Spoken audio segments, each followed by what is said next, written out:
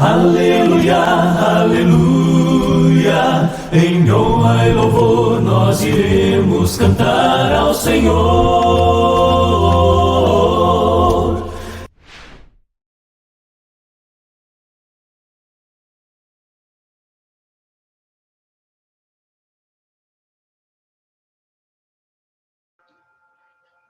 Olá pessoal, Edivaldo mais uma vez, estamos juntos para dar continuidade no nosso curso. Terminamos a parte 2 da nossa lição e quero incentivar você a dar continuidade assistindo a próxima parte, a fim de que nós possamos continuar crescendo juntos na graça e no conhecimento do nosso amado Jesus. Que o Eterno te abençoe e te guarde.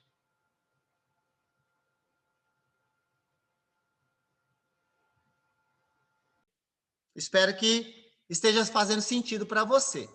Vamos lá agora. Vamos lá. Primeiro, os bispos,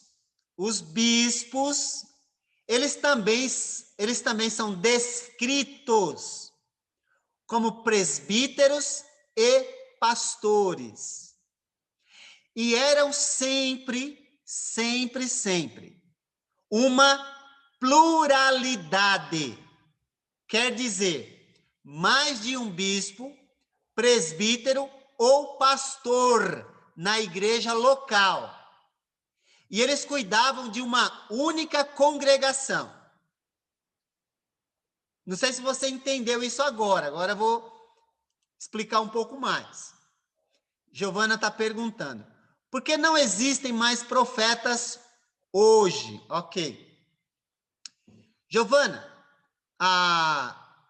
porque os profetas, eles cumpriram a sua missão de porta-vozes de Deus no anúncio profético. Eles cumpriram a sua missão. E eles continuam falando conosco a profecia, isso é importante dizer, mas, porém, por meio dos seus escritos. Tudo bem? A gente precisa entender que hoje nós comunicamos a profecia, não de forma direta, como eles, mas sim falando o que eles falaram. Não sei se está dando para entender isso. Tá ok? Nós falamos a profecia hoje. Porém, a profecia bíblica. Nós reproduzimos a profecia registrada, mas nós não falamos como eles falavam, porque eles recebiam direto de Deus. Só que agora, toda a Escritura, ela é inspirada por Deus, e ela foi registrada para que nós pudéssemos agora comunicá-la ao mundo. Com a Bíblia completa, não há mais nada a ser revelado. Isso mesmo, escreveu o Reinaldo. Muito obrigado. Então, é onde se aplica Hebreus 1:1. Podemos ler esse trecho, Odair. Muito obrigado por lembrar. Vamos abrir em Hebreus, como sugestão aqui do irmão Odair. Hebreus 1:1. Tá ok? 863-298-30.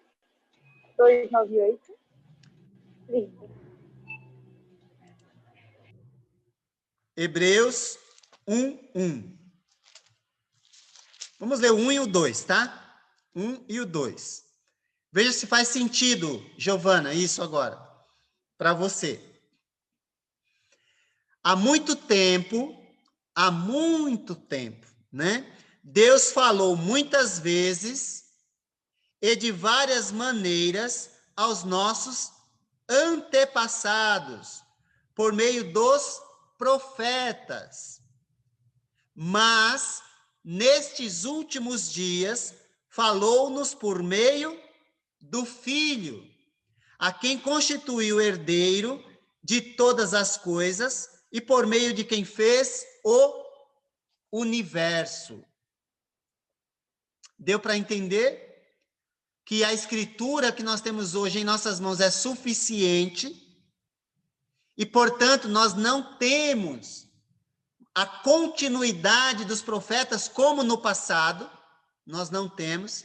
Se você for pegar o significado da palavra profeta, há uma aplicação para nós, há uma aplicação, mas veja bem, não do mesmo modo que eles eram, porque eles recebiam direto de Deus.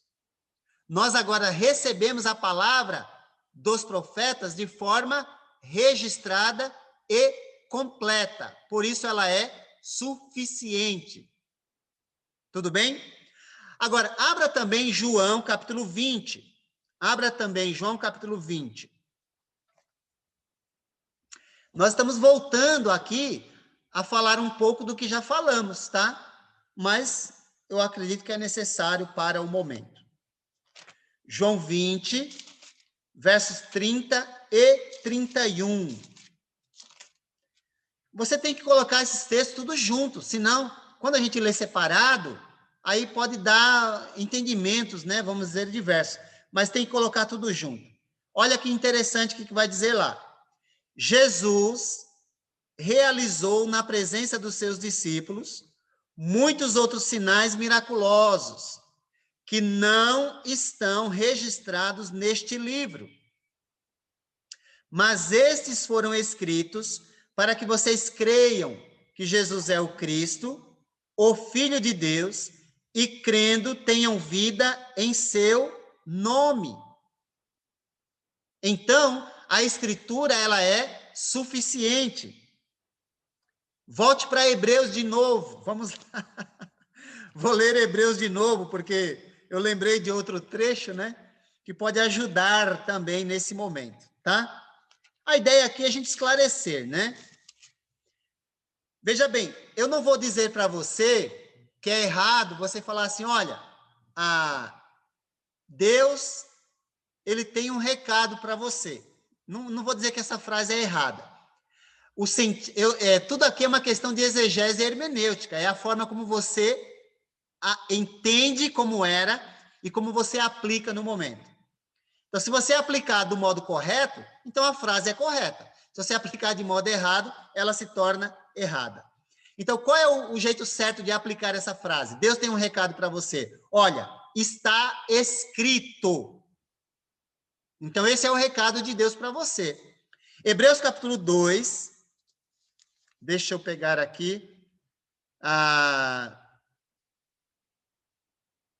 Vou ler do 1 ao 4.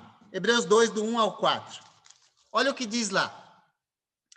Por isso, é preciso, é necessário que prestemos maior atenção ao que temos, ouvido, para que jamais nos desviemos. Porque se a mensagem transmitida por anjos provou sua firmeza, está falando do Antigo Testamento, tá bom? E toda transgressão e desobediência recebeu a devida punição, como escaparemos se negligenciarmos tão grande salvação? Esta salvação, primeiramente anunciada por quem? Pelo Senhor. Pelo Senhor. Foi-nos confirmada pelos que a ouviram. Deus também deu testemunho dela por meio de sinais, maravilhas, diversos milagres e dons do Espírito, distribuídos de acordo com sua vontade. Eu estou vendo aqui algo cristalino, onde Deus está dizendo, eu falei e confirmei. Agora, falou por quem? Através de quem? Para nós. Para quem? Por meio de quem que ele falou conosco, gente? Primeiro falou o Senhor, e depois foi confirmada por aqueles que a ouviram. Quem foi que ouviu? Os apóstolos? E depois Deus confirmou essa palavra. Como? Por meio de sinais, maravilhas, dons, dados de acordo com a sua vontade. Portanto, o que nós temos hoje é suficiente. Bom, eu teria outros textos para abordar, porém acredito ser esses suficientes para esse momento, tá bom? Então, espero que, se você tiver mais perguntas sobre essa questão, você vai falando aí, ó. Depois de plantar várias congregações, na primeira viagem missionária, Paulo e Barnabé voltaram para Listra, Icônio e Antioquia e designaram-lhes presbíteros em cada igreja. Eu quero ler isso daqui lá no texto mesmo. Abre em Atos 14. Só para eu chamar sua atenção para algo importante, que está aí nesse slide, mas eu prefiro que Deus fale com você do que o Edivaldo, né? Quando eu falo Deus fale com você, é porque você vai abrir sua Bíblia e você vai ver na sua escritura, né? Hebreus 14, ou melhor, Atos 14, 23. 23. Estamos aqui no final da primeira viagem missionária. Paulo está retornando e estabelecendo a organização, tá? Nós devemos sempre lembrar, gente, que a igreja está no seu primórdio. Então, os ensinos, eles estão sendo dados em primeira mão, aqui, né? Nesse caso específico, né? Mas vamos lá. Mas o que eu queria chamar a sua atenção é justamente para o verso 23, que diz assim, olha. Paulo e Barnabé designaram-lhes presbíteros em cada igreja. Tendo orado e jejuado, eles os encomendaram ao Senhor, em quem haviam confiado. Você consegue notar, de forma singela, que presbíteros está no plural. Igreja no singular. Você conseguiu notar isso? Se está no plural, não pode ser uma pessoa só pastoreando o rebanho. Porque já tem um pastor sobre todo o rebanho, que é Cristo. Mas na organização, um só, não. Nós vamos ver mais sobre isso. Mas aqui nós temos a chave para você compreender que um pastor sobre o rebanho na Escritura não existe. Presbíteros no plural, igreja no singular. Você conseguiu pegar isso ou não? Cada igreja, a igreja em Antioquia, a igreja em Icônio, a igreja em Listra, cada uma tinha diversos presbíteros, que daqui a pouco nós vamos ver por que estamos falando desse modo. Tudo bem? A igreja de Jerusalém, a igreja em Jerusalém é a igreja local, lembra disso. Ela tinha um grupo de servos para cuidar do rebanho chamado presbíteros. Tudo bem? Espero que sim. Vamos avançar. Paulo deixou Tito em Creta para que pusesse em ordem o que ainda faltava e constituísse presbíteros em cada cidade, como eu o instruí. Daqui a pouco nós vamos abrir e vamos ver esses textos, tá bom? Mas eu estou querendo chamar a sua atenção aqui primeiro para a pluralidade. Lembrando que Tito é evangelista, então ele tem uma função aqui, eu diria, de um missionário que organiza o trabalho. Tá bom? Na igreja que não tem, ele foi para organizar. É assim que funcionava. Eu acho interessante essa questão. Tudo bem? Paulo, ao escrever aos eleitos de Deus, peregrinos, dispersos no Ponto, na Galácia, que são regiões da Ásia Menor, na Capadócia, na província da Ásia e na Bitínia, apelou para os presbíteros que há entre vocês. Pastoreiem o rebanho de Deus que está aos seus cuidados. Mas eu queria chamar a sua atenção para esse trecho, para um detalhe. Vamos lá. Tem que abrir lá para ver o detalhe. Vamos ver o detalhe. 1 Pedro, capítulo 5. 1 Pedro quer dizer, primeira carta de Pedro, tá? 1 Pedro, capítulo 5, versos de 1 a 4.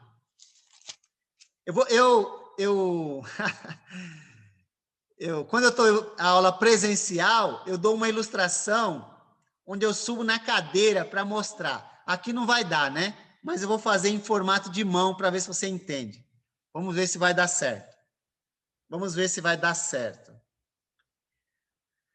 Diz assim lá, olha. Portanto, apelo para os presbíteros que há entre vocês, e o faço na qualidade de presbítero como eles, e testemunha dos sofrimentos de Cristo, como alguém que participará da glória a ser revelada. É esse trecho aí que eu quero notar com você. Apelo para os presbíteros. Pergunta: quem está escrevendo a carta? Quem está escrevendo a carta? Eu preciso que você fale, para eu saber se você está entendendo. Pedro, isso mesmo. E Pedro quem é Pedro aqui? Quem é Pedro? Isso, Giovana, Reinaldo, tá certinho. E quem é Pedro? Isso mesmo, Pedro é um dos apóstolos. Só que, olha lá, hein? Olha lá, apóstolo, presbítero.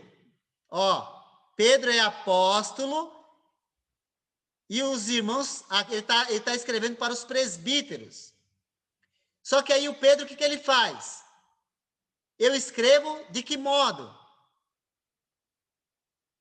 Vocês conseguiram pegar? Pedro está escrevendo como o quê? Alguém conseguiu pegar a ideia ou não? Isso mesmo. Isso mesmo. Ele está escrevendo na qualidade de presbítero. Isso mesmo, Dair, Giovana, isso. Muito bom. Muito bom. E por que isso é importante para a gente entender? Que Pedro, ele eliminou no meio cristão a ideia de hierarquia. Isso mesmo, Cristiane. Ele não fala com superioridade por ser apóstolo. Perfeito. Vocês conseguiram pegar isso, gente? É muito importante, tá bom? Para aquilo que nós estamos ensinando. Porque Pedro, sendo apóstolo, ele se coloca na qualidade de presbítero e não superior. Muito bom. Eu gosto muito desse trecho. Tá bom? Agora diz para mim, o que é que um presbítero faz? Qual é o trabalho dele? No verso 2. Você que vai dizer. Apesar que já está escrito aí, né? Mas tudo bem, eu quero ver você dizer. Eu gosto de ver você, para ver se você está entendendo, né? O que um presbítero faz? Qual é o trabalho dele? Isso, Giovana. Ele apacenta o rebanho de Deus. Então, ele pode ser chamado de... Isso mesmo, Cris. Pastor que cuida. Pastoreia. Ó, agora beleza. Beleza, vocês pegaram a ideia. Então, ó, agora nós conseguimos identificar que presbítero e pastor também se refere à mesma pessoa. Não é cargo diferente. Aliás, nem é cargo. Cargo é onde tem hierarquia. Não é o caso aqui. Conseguiram pegar essa ideia? Ó, o que um presbítero faz? Ele pastoreia. Esse é o trabalho dele. Daqui a pouco nós vamos ver o porquê que ele fala dessa maneira. Por hora é isso. Vamos lá, então? Continuando. Vou continuar. A igreja de Éfeso, ela tinha presbíteros, que também foram identificados como bispos, que fizeram o trabalho de pastores da igreja local. Vai comigo em Atos capítulo 20. Esse aqui tem que ler também, porque eu fico meio ansioso, porque eu não sei se você está conseguindo acompanhar o raciocínio. Porque é tão simples, mas como a nossa mente ela está treinada com hierarquia, a nossa mente é treinada com hierarquia, então é difícil desfazer isso, não é? Enfim, mas vamos a Atos 20. Atos 20. Aí eu vou fazer perguntas. Como é a nossa forma de trabalhar para você descobrir a verdade, né? Tá bom? Atos 20, 17. Diz assim. Eu vou ler o 17 e o 28. Então, preste atenção na leitura. Preste atenção. O 17 diz assim.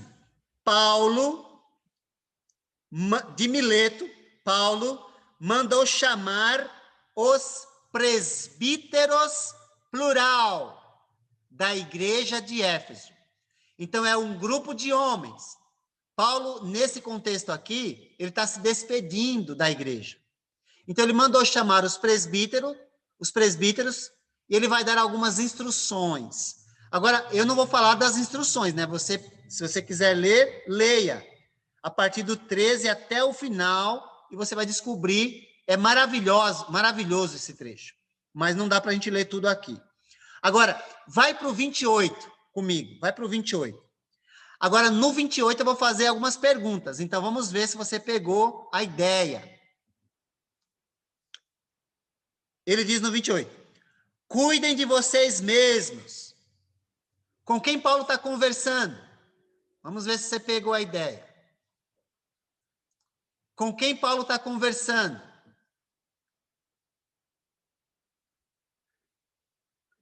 Pegou ou não? Cuidem de vocês mesmos. Para quem que ele está dizendo isso? Isso!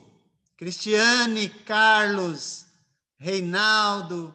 Ele disse isso para os presbíteros, que são as pessoas que ele chamou para conversar, não é? Aí ele vai dizer mais. Cuidem de vocês mesmos, cuide da sua vida, não é? Vida correta, enfim, cuide de vocês mesmos. E cuidem de todo o rebanho. Quem é o rebanho? Esse é mais fácil. Mas quem é o rebanho? Ok? Quem é o rebanho? A igreja local, isso mesmo. A igreja de Éfeso é o rebanho, aqui, né? Nesse caso aqui. Aí ele diz, e de todo o rebanho, sobre o qual o Espírito os colocou como quê? Como bispos. Então, os presbíteros são chamados também de bispos. E qual é o trabalho deles? Qual é o trabalho deles? Sobre o qual o Espírito Santo colocou como bispos, para quê? Pastorearem. A igreja de quem? A igreja de Deus. Isso mesmo, Cristiane. Bispos, presbíteros e pastores. Mesma função para cuidar da igreja de Jesus Cristo. A igreja de Cristo. A igreja de Deus, que ele comprou com o seu próprio sangue, não é? Então, eu espero que você tenha conseguido identificar essas funções, esses trabalhos. Ou seja, assim nós afirmamos, não há nenhuma escritura no Novo Testamento que descreva um só pastor cuidando da igreja local. Não existe isso, tá bom? Não há nenhum versículo no Novo Testamento que ressalte, ou que estabeleça uma hierarquia entre bispos, presbíteros e pastores, como as denominações religiosas em massa fazem hoje em dia, tá bom? Ou que autoriza que um destes tem autoridade sobre os outros. Lembra de Pedro, apóstolo que se coloca como presbítero, igual, não tem maior, menor, nada disso, tá bom?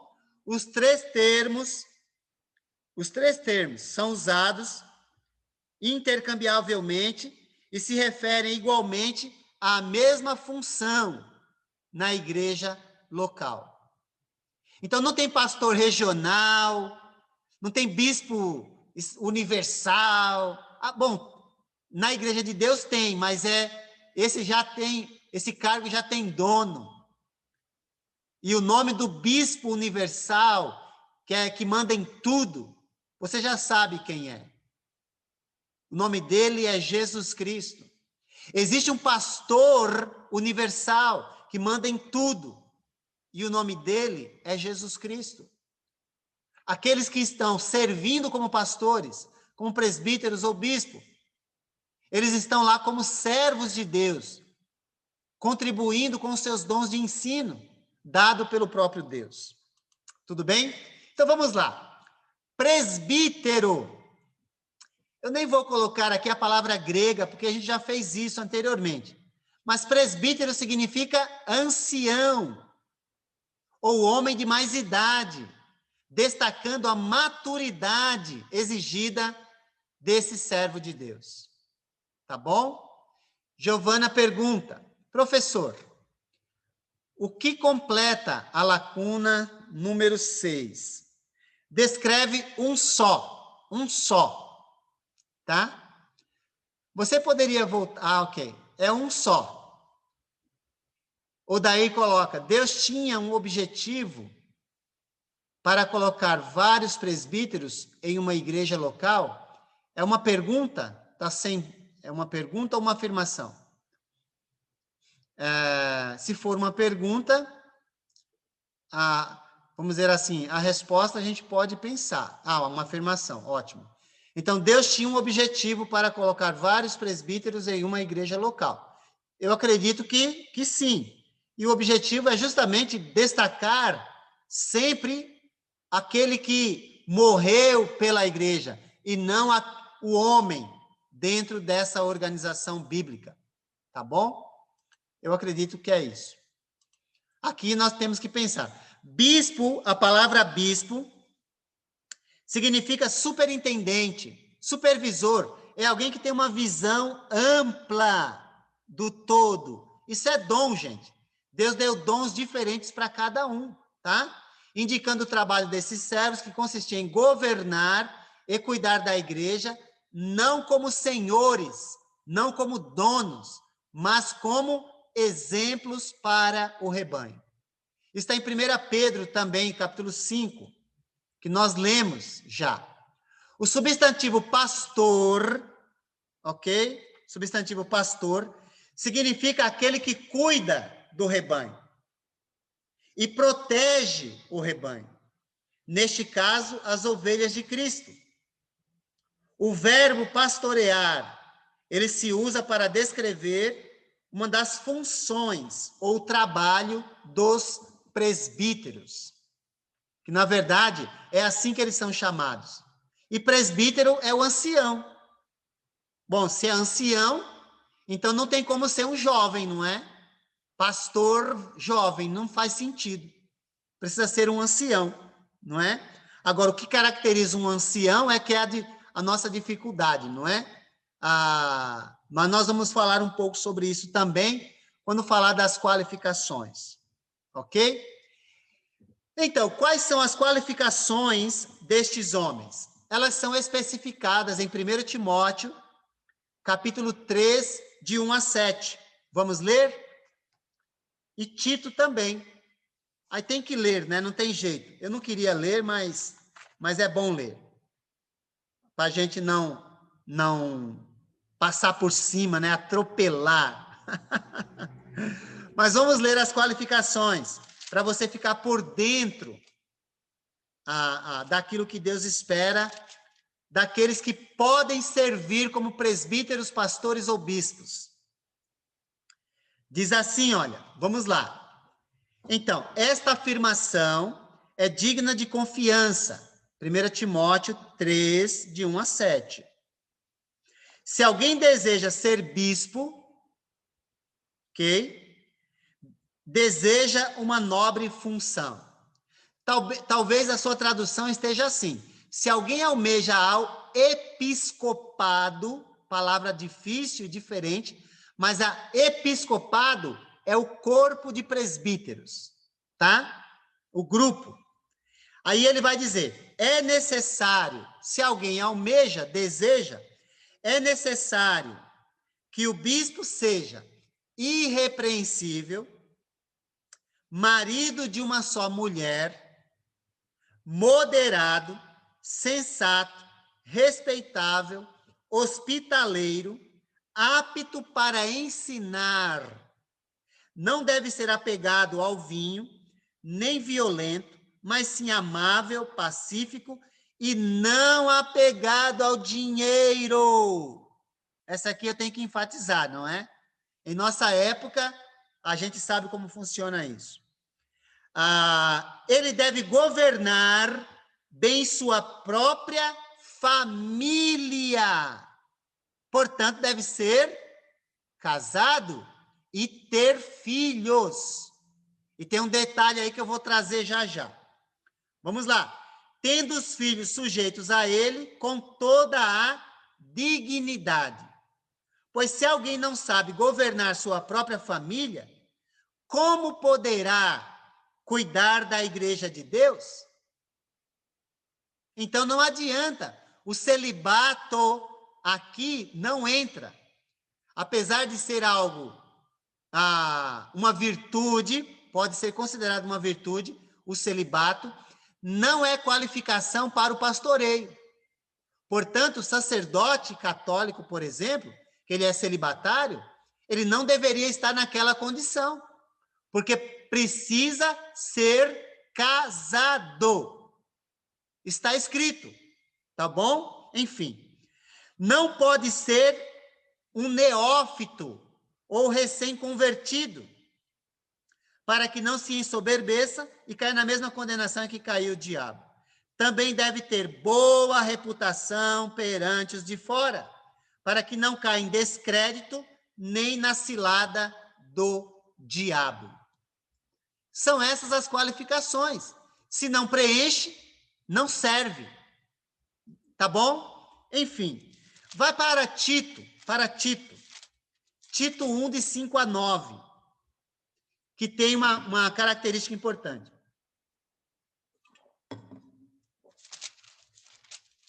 Tito 1, de 5 a 9, diz assim: a razão de tê-lo deixado em Creta foi para que você pusesse em ordem o que ainda faltava. Está vendo? Que ele foi enviado lá para organizar aquele trabalho. E constituísse presbíteros em cada cidade, como eu o instruí. É preciso que o presbítero seja irrepreensível, marido de uma só mulher e tenha filhos crentes, convertidos, tá bom?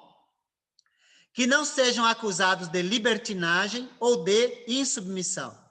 Por ser encarregado da obra de Deus, é necessário que o bispo seja irrepreensível, não orgulhoso, não briguento, não apegado ao vinho, não violento, nem ávido por lucro desonesto. Ao contrário, é preciso que ele seja hospitaleiro, amigo do bem, sensato, justo, consagrado, tenha domínio próprio, não pode ser um desequilibrado. não é? Apegue-se firmemente à mensagem fiel, da maneira como foi ensinada, para que seja capaz de encorajar outros pela sã doutrina e refutar os que se opõem a ela. Então, essas são as duas listas que falam das qualificações para os presbíteros, que são chamados de bispos ou pastores também, tá?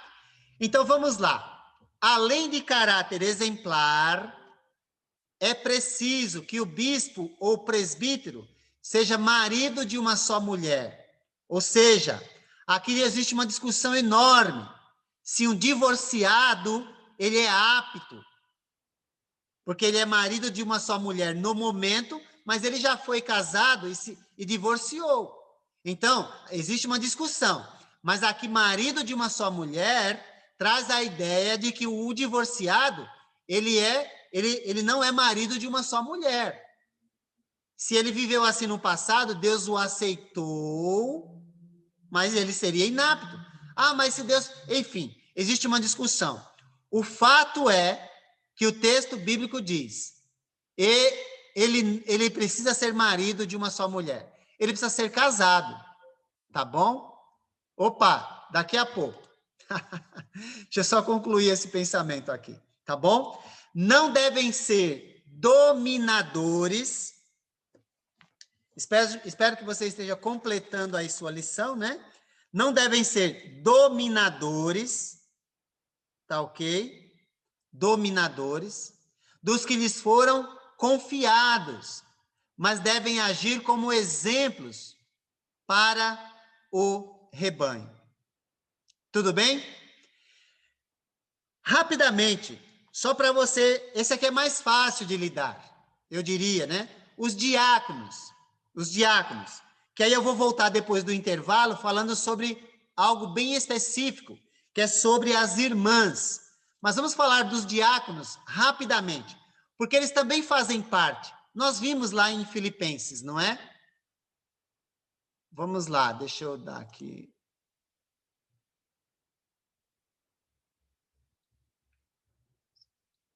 Ah, ok, tá bom. Os diáconos, eles faziam parte da organização da congregação local, tá bom? Agora, diácono significa o quê? Isso aqui que é importante, olha. Servidor. Não é cargo religioso, mas serviço. Um servo, assistente, ministro, tá bom? Os 7 homens escolhidos pela igreja de Jerusalém, em Atos capítulo 6, para servir na distribuição diária de alimentos para as viúvas, eles fizeram o serviço de diáconos de acordo com a instrução dos apóstolos e da congregação. Tem uns detalhes lá que a gente poderia nos aprofundar, mas eu não vou entrar nesse mérito agora. Se houver necessidade, faço isso depois. Agora, a evidência bíblica indica que havia uma pluralidade de diáconos, sempre trabalhando ao lado dos presbíteros. Não existe congregação só com diáconos, sem presbíteros, não. Sempre que houver presbíteros, haverá diáconos, e sempre que houver diáconos, haverá presbíteros. Sempre nessa linha, tá bom? As qualificações dos diáconos são muito parecidas com as dos presbíteros e se encontram em 1 Timóteo 3, de 8 a 13. A única diferença é que os diáconos podem servir, precisam ser casados, precisam ter filhos, mas os filhos não precisam ser convertidos ainda. Eles podem ser crianças. Já no caso dos presbíteros, precisam ser convertidos, como nós vimos em Tito. Ou seja, eles precisam ser crentes. Mas o diácono, ele deve ser marido de uma só mulher e governar bem seus filhos e sua própria casa. Tá bom? Só para você notar. Por que eu não estou lendo o texto? Porque é muito semelhante. Então, aquilo que se falou dos presbíteros se aplica aos diáconos. com a exceção de que os filhos podem ser crianças, mas precisa ter. Evangelistas também fazem parte da organização da igreja local, tá bom?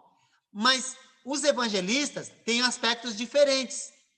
Por quê? Porque ele quer dizer aquele que traz boas notícias, um pregador ou proclamador do evangelho. Mas pode ser, por exemplo, ele não precisa ser casado, desde que tenha o dom, aí vai depender da igreja, tá bom? Mas, por exemplo, Timóteo e Tito eram evangelistas. Eles não eram casados, pelo que nós percebemos no texto. Tudo bem?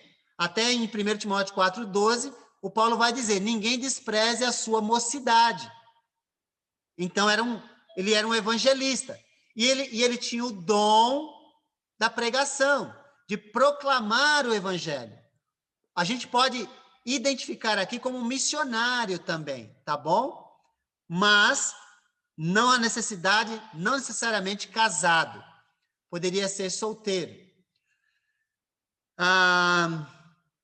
Timóteo, Tito são chamados dessa maneira. Se você quiser confirmar, então nós podemos abrir, no caso de Timóteo, em 2 Timóteo 4. Deixa eu ver se é isso mesmo. 2 Timóteo, capítulo 4, verso 2. Vamos lá. Diz assim, está falando para Timóteo, né? Pregue a palavra, esteja preparado a tempo e fora de tempo. Repreenda, corrija, exorte, com toda paciência e doutrina. Aí no verso 5, você, porém, seja moderado em tudo, suporte os sofrimentos, faça a obra de um evangelista, cumpra plenamente seu ministério. Aí as qualificações é vida exemplar, pureza, enfim, e outras mais, tá? Mas significa proclamador do evangelho. Os mestres, nós já vimos também, eles fazem parte da igreja local, que são professores, são pessoas com o dom do ensino, tá bom? Nós vimos já Efésios 4:11, significa professores, os que ensinam sobre as coisas de Deus e os deveres dos homens. É óbvio, deveres esses aplicados primeiramente a si e depois aos outros. Agora, a igreja, ela precisa identificar essas pessoas que têm esses dons, que têm essa capacidade. E para isso ela precisa ser ensinada, treinada. E essa é a função justamente daqueles que têm o dom de ensino. E por fim, os santos fazem parte da organização da igreja local. Nós vimos isso também já, tá ok? E santo significa no Novo Testamento as pessoas separadas do mundo, consagradas a Cristo e santificadas pelo sangue dele. Em outras palavras, como vocês mesmos já identificaram, um cristão. Edvaldo, por que está correndo tanto? É porque eu quero entrar em outro assunto. E falando de organização, a gente vai finalizar com essa questão. Então, na organização da igreja, todos os santos devem ser preparados para a obra do ministério. Uma congregação nunca vai ter a organização bíblica se ela não estiver sendo ensinada sobre isso. Se houver isso. Então, o ensino tem que colocar todo mundo igual, com a mesma responsabilidade, buscar santidade em família. Porque quando é escolhido o presbítero, é escolhido a família dele. Quando é escolhido o diácono, é escolhida a família dele. O evangelista, aí vai depender se ele é casado ou se ele é solteiro. Mas se ele vive uma vida exemplar, mesmo sendo solteiro, ele pode servir como evangelista. Mas veja bem, não sou eu que digo, eu me faço pastor, presbítero, diácono, evangelista. Não. É a igreja que, em espírito, sendo treinada na palavra, ela faz essa escolha. Tá bom? Enfim, cada um deve descobrir, desenvolver e utilizar o seu dom, conforme Romanos 12, 6-8, obedecendo aos seus guias espirituais e se submetendo a eles, pois eles têm a responsabilidade de cuidar das nossas almas. Ou seja, essas pessoas merecem respeito, mas também precisam compreender que não são os donos do rebanho. Tudo bem? Deu para entender isso? Eu espero que sim. Então, para a gente finalizar esse ponto, olha, nós temos informação suficiente na Escritura para compreender que a hierarquia humana nunca foi o propósito de Deus para o funcionamento da sua igreja, que deve funcionar como um organismo vivo e não como uma hierarquia ou uma organização hierárquica. Todos os membros do corpo de Cristo são importantes e todos servem a um único cabeça, Jesus Cristo, Senhor de todos. É assim que tem que ser. Portanto, não há motivo para ninguém se sentir superior ou inferior. Não há motivo para isso, porque nós temos apenas funções e dons diferentes. Isso não coloca a gente maior ou menor. Não. Tá bom? Porque esses dons são concedidos pelo cabeça, Cristo, que conduz todo o corpo. Então, o correto a se dizer é: eu sirvo como evangelista, eu sirvo como diácono, eu sirvo como um presbítero, eu sirvo com o dom que Deus me deu, independente de qual seja. Com esse pensamento, a organização bíblica, ela pode funcionar de modo adequado. Mas, e as irmãs? Como é que elas se encaixam em tudo isso? Faremos isso depois do nosso intervalo, tá bom? Que Deus abençoe e guarde a gente, para que a gente possa compreender o modo como Ele organizou a sua igreja e que a gente jamais se sinta fora desta organização. Pelo contrário, colocando o nosso dom a serviço, independente de qual dom nós temos, nós somos todos iguais no reino de Cristo.